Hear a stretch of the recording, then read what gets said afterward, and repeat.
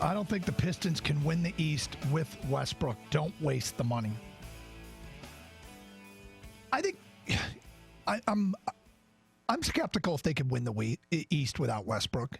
With Westbrook. With Westbrook, sorry. My question is, give me a better alternative. Because I think just about every road you choose comes with challenges. The Westbrook thing, definitely, I don't like the fact that he can't shoot it from three. The game has gone that direction. I think he's incredibly ball dependent, and I wonder if it will work with this nucleus of players.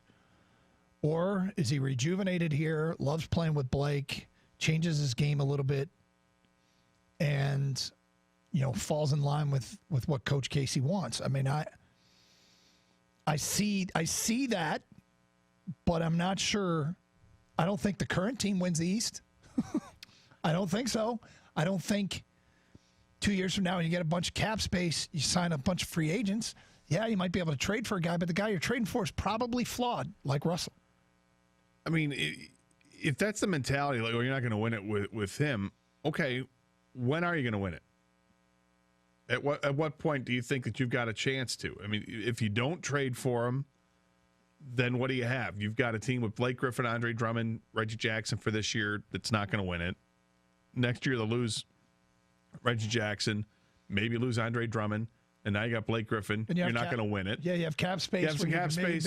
Maybe get lucky and sign somebody, but but you're kicking it further down the road, and then if you're bad, then you're going to have maybe a top 10 draft pick to work with, and then it takes years for those guys to develop. So how many years down the road are you looking at? I mean, you got to hope they get lucky with Doumbouya is really what it comes down to. Let's get back to your open line calls. Antoine in Detroit. Hi, Antoine. Fellas, this is a no-brainer. We are talking about you won't win it with him. We know we won't win it without him, and we are much closer with him. He is the second best player in the Eastern Conference for next season if he gets traded to the Pistons. Yes, second best. Giannis Antetokounmpo, Russell Westbrook. Kevin Durant is not playing next year. He is the second best talent. If you want to say Joel Embiid, he's got to get in shape and stay healthy for me to buy into Embiid. Last time I checked, Malcolm Brogdon was the second best player for the Milwaukee Bucks. Who does he play for now, fellas? Who did he sign with? He signed with Indiana. He signed with Indiana, which is a great pickup for Indiana, but a major loss for Milwaukee. Yeah. Last time I checked, the Boston Celtics lost Kyrie Irving. We're sure they replaced him with Kemba Walker, but they lost their heart and soul and their glue guy, Al Horford. He is not replaced. Trust me, as well as Terry Rozier for Boston. They took a step down. Yeah, Philly signed Al Horford, but they lost Jimmy Butler. I don't know, but I'm taking Jimmy Butler before I'm taking Al Horford. And as a matter of fact, Jimmy Butler was the best player that Philadelphia had in the playoffs. He's no longer there. I just named the top teams in the East. Oh, excuse me. No, I didn't. Kawhi Leonard was on Toronto. He's no longer there.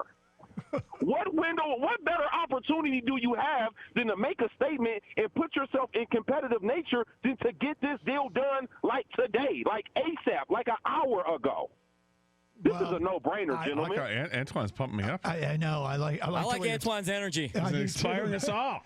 I think with a backcourt, this is not. Hey, none of this is opinion, gentlemen. This is all facts. I'm stating all facts here. You are, Antoine. I got to ask, what was your last text that you sent out? Because you could run for president, my man. Hey, sometimes I don't really reveal myself through the text, Gator. I can't do that. I bet you it's great. I bet it was fiery. Yeah. But at the end of the day, gentlemen, this has got to be a no-brainer. You're the Detroit Pistons. You're not signing the top 3 or 4 guys in free agency year after year. And all of this rebuild talk that Valenti wants to spew and all of this crap is BS because you're not going to do nothing but beat the Pelicans. You're going to get Anthony Davis. He's going to stay for 4 years, maybe 5 or 6, and you're going to trade him for draft picks because he's not going to want to stay, and some big market team is going to wow him away from you, and you're going to kick the bucket and do it all over again. Well, I'll just put it to you like this. I like Mike's thinking on this. I don't hate it, but I do think that in a few years, the free agent or player that you can use the cap space to get after to sign is probably flawed, just like Russ Westbrook. Just like him. Yeah, he's already on another team. You have to trade for him again, right? Yes, and if the other argument is just let Blake go tank like crazy, and that takes a long time. Yeah, but in 2 years, you don't have Blake Griffin, and then you just have the one flawed superstar you trade for. Now at least you have two, right? And listen to this lineup. Andre Drummond, Blake Griffin, Markieff Morris, Russell Westbrook, and Antoine from Detroit. You cannot beat that five. That energy, that want, that determination. It's big. Facts. I've grown to the point where the Pistons are at an intersection. There's like 4 different roads they can take. None of those roads guarantee success. None of those roads look great.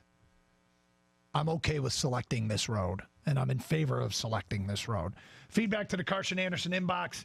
Players now seem to dictate where they get traded. How do we convince Russ to choose Metro Beach over South Beach? It's a trade. You don't have to convince him. You don't have to, but yeah, he prefers wants to go allegedly. to Miami, and that's too bad. It's whatever the best deal the Thunder can get for their organization, right? Absolutely, it is. But if you're him, you want Miami, not because it's just not Detroit, but because no state income tax there, so half his games aren't taxed like that. I totally get it, Russ. But you know what? Kawhi didn't want to go to Toronto. Blake Griffin didn't want to come to Detroit. Too bad. But please.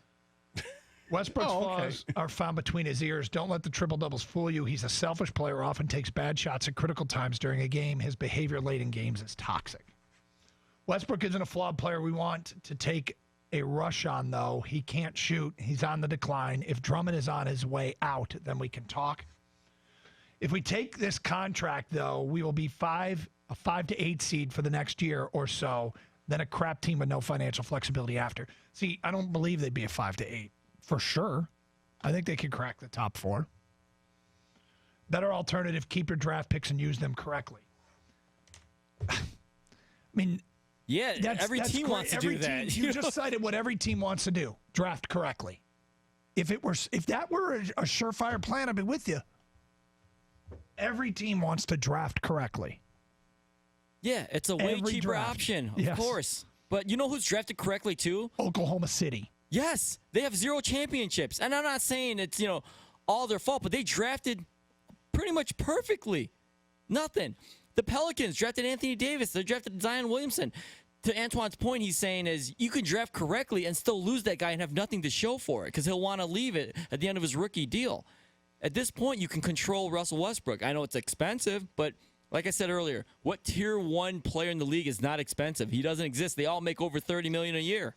This is one of my favorites. Westbrook doesn't fit, and he's on the decline. Hold on to young assets and draft picks. Trade Andre and wait for deals to expire. Okay, let's talk about trade Andre. Isn't Andre, why do you want to trade Andre? Because he's flawed, right? Because Andre has a gear that he seems to go to and then falls out of gear. Yep. Everybody knows that. If it were easy to trade Andre, they might actually do it. But I do think there's an idea that just trade Andre for anything. Even if it makes you worse, trade Andre. Short-term, long-term, even if it does, trade Andre. I'd love to see a great trade involving Andre Drummond. But it's just the same as draft better. Yeah, well, if you can't find a partner, you can't find a partner, and maybe patience just pays out because free agent after this year, right? He's got a player option. Yes. It's up to him if he wants to exercise that option. I forget what it's worth, but it's probably not worth as much as he'd get on the free agent market. So he could leave and take more money. The unfortunate part, if you look at it that way, is that, okay, well, the owner really likes him. The owner might want to re-sign him and doesn't care about any ramifications. His contract's worth $28.75 if he stays. Yeah, if he goes, he'll get $35 million plus if he goes. I think this is Detroit's chance to be the island of misfit toys. The people that nobody wanted, such as Drummond, Griffin, Rose, Westbrook, and then see what happens with the Bad Boys Part 2. If they happen to all gel, we could have a magical 2 years, and who knows what that could bring. Trade deadline, if someone sees something good going on here, you could get more players. That's from George in Clinton Township. With Brett Westbrook, we would have enough firepower to rest Blake, still make the playoffs easily. That sets up well for a push. All right. Good debate. Appreciate all your feedback on this. We'll talk to Mike about it again later. Coming up today at 12:48, let's get to this story where there's been radio silence, and it is a big brewing story in Detroit.